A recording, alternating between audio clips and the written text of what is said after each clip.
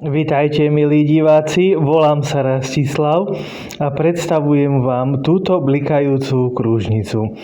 Takže Vianoce sú pred dvermi, o pár dní bude štedrý deň, rozsvietia sa vianočné stromčeky.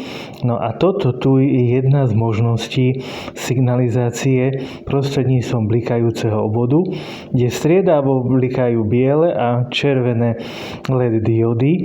Napájaný tento panel je 4,5 V batériou, červený vodič je kladný pól, čierny vodič je záporný pól.